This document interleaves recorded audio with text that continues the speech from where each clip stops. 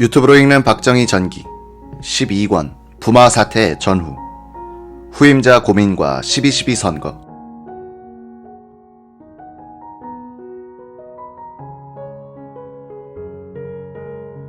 (1978년 4월 10일) 박 대통령은 또 죽은 부인의 추억을 일기에 담았다. 화창한 봄날이다. 후정의 목련이 활짝 피었다. 봄이 오면 어김없이 찾아오는 저 청초한 꽃 한 송이. 그윽한 향기도 예와 다름없다. 저 꽃이 피면 어쩌면 저렇게도 희고 깨끗하고 아름다울까 하고 좋아하던 아내의 활짝 웃는 얼굴이 불현듯 떠오른다. 대한항공 여객기가 항로를 잘못 들어 소련 영공으로 들어갔다가 소련 전투기로부터 미사일 공격을 받고 무르만스크에 얼어붙은 호수에 불시착한 사건이 발생했다. 박 대통령은 일기에 이렇게 썼다.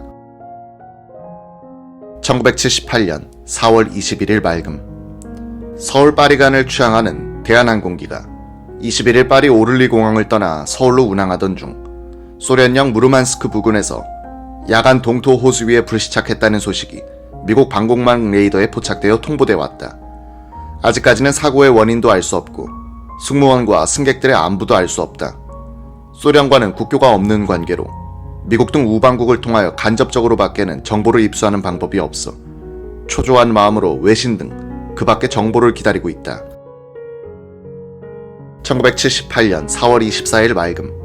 18시경 칼기가 사고기의 승객 승무원을 태우고 김포에 착륙했다. 사망자 1명의 유해가 먼저 내리고 부상자와 일반 승객들이 가족, 친지, 기타 모든 국민들의 영접을 받으며 귀국하다. 위급한 상황에서 취한 우리 승무원들의 침착하고도 여유 있는 긴급 조치와 한국인 승객들이 질서 있는 행동을 한 데 대한 칭찬의 소리가 대단하다. 그동안 소리 없이 심어진 한국인이라는 높은 긍지와 총화의 힘으로 다져진 단결심이 시시각각 생명의 위험이 다가오는 절망적인 상황 속에서도 각자 행동을 어떻게 해야 한다는 교양과 훈련이 쌓인 데서 우러난 결과가 아니겠는가 생각된다. 특히 그 비행기는 태극기가 붙어있는 우리 대한민국의 여객기고 그 비행기 조종사와 승무원들이 전원 우리나라 사람이라는 데서 더욱 더 자제심과 책임감이 생긴 것이 아닌가도 생각된다. 영국인 승객 한 사람은 호수 위에 불시착을 하는데 활주로에 내리는 것 같았다고 한다. 뒤에 동체로서 착륙했다는 것을 알고 신기에 가까운 조종 기술에 감탄했다고 수려하고 있다. 1978년 4월 25일 맑음. 불시착을 했던 대한항공기가 돌아와서 어젯밤부터 승무원과 승객들의 체험담을 종합해본 결과 사고의 원인은 역시 계기의 고장이 틀림없는 듯하다. 원인이야 여하튼 100여 명의 승객이 타고 있는 비무장한 여객기에 대한 소련 공군의 총격 행위는 결코 정당화할 수 없다. 인도적인 견지에서 마땅히 규탄을 받아야 할 것이다. 천수백 년 전 신라시대의 우리의 조상들은 인명 존중을 최대의 가치로 규정하고 살생은 필히 유택하라고 가르쳤다. 이것이 문명사회의 가치관이다. 인명을 경시하는 문명은 진정한 문명이라고 할 수 없으며 반드시 멸망할 것이다. 1978년 5월 10일 오후 4시경 박근혜 씨는 기자들과 테니스를 친 뒤 락커에 앉아서 환담을 나눴다. 기자들은 박 대통령의 비염 수술이 성공적으로 끝난 것을 축하한다면서 큰 영예에게 박 대통령과 자리를 함께 할 수 있도록 주선해달라고 요청했다. 그런데 우연히 박 대통령이 운동복 차림으로 락커로 왔다. 박 대통령은 기자들이 수술 성공을 축하하자 작은 일에도 신경을 써주어 고맙다고 했다. 박 대통령은 자신부터 예법에 철저했다. 한 비서관이 박 대통령에게 보고를 하고 돌아서 나가는데 와이셔츠 뒷자락이 바지 밖으로 삐져나와 있었다. 그 뒤 박 대통령은 비서실장을 불러서 그 비서관에게 옷을 단정히 입도록 주의를 주라고 지시했다. 김정년 비서실장은 새로 임명되는 직원에겐 늘 당부했다. 각하는 단정한 것을 좋아하시니 머리에 기름을 바르고 바지도 항상 줄을 세워서 입고 그리고 구두도 항상 닦고 다니시오. 당시 청와대는 직원이 아니면 출입을 못했으나 예외적으로 특별히 지정한 구두 닦기 2사람만은 출입할 수 있었다. 1978년 여름 어느 날 박 대통령은 전현직 육해공 참모총장들과 전현직 장관들을 초청해 다과와 회를 가졌다. 이 자리에는 김신 전 교통부 장관과 심흥선 전 총무처 장관도 참석했는데 두 사람 다 상처해 혼자 살고 있었다. 우연히 두 사람은 구석자리에서 이야기를 나누고 있었는데 박 대통령이 다가갔다. 김신 장관이 대통령에게 말을 건넸다. 카카, 딴 생각하지 마시고 재혼하시죠. 재혼은 무슨 재혼? 여기 호라비 3명만 같이 모였는데 우리 호라비 회나 하나 만들까? 박 대통령은 유신헌법 제정 때부터 체육관에서 추대받는 식의 대통령 선출 방법에 대해서 불만이 많았다. 1978년 7월 6일 그런 식으로 99.9%의 지지를 받아 6년 임기의 제9대 대통령에 당선된 직후 박 대통령은 유신헌법 개정과 후계자 문제를 놓고 고민한다. 그는 김정년 비서실장과 류혁인 정무수석 비서관을 불러 헌법 개정 검토를 지시했다. 김정년 실장은 정보부장을 그만두고 쉬고 있던 신직수 씨에게 그 연구를 부탁했다. 박 대통령이 내린 지침은 경쟁이 가능한 대통령 선출 방식으로 개헌하고 자신의 임기가 끝나기 1년 전에 대통령직을 사임하고 국무총리에게 대통령 권한대행을 시키되 국무총리에 미리 김종필 씨를 임명해둔다는 것이었다. 김정년 씨는 박 대통령이 JP를 후계자로 생각하고 있었음이 확실하다.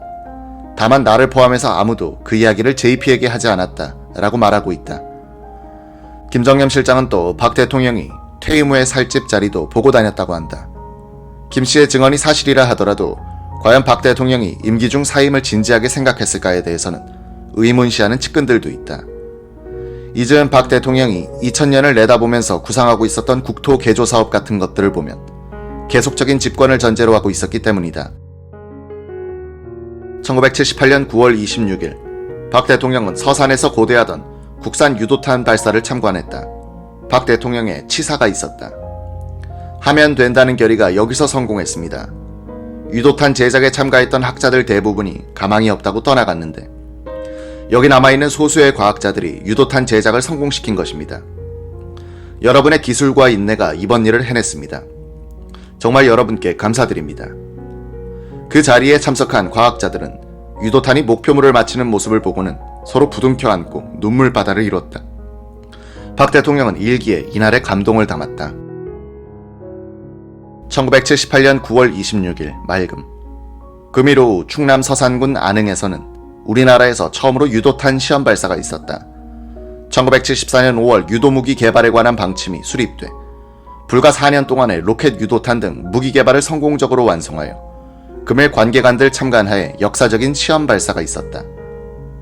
하나, 대전차 로켓. 둘, 다연발 로켓. 셋, 중거리 로켓, 가칭 황룡.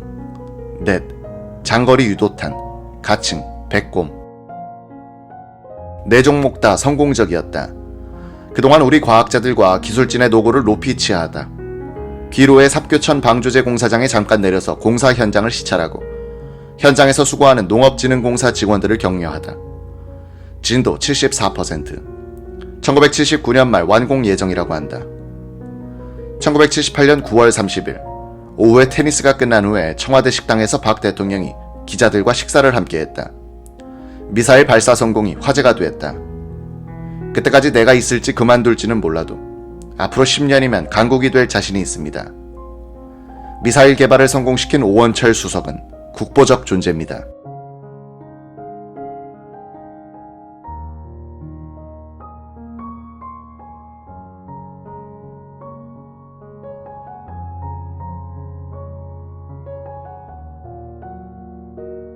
이때 기자들이 이후락, 박종규 씨의 공천에 대해 질문을 했다.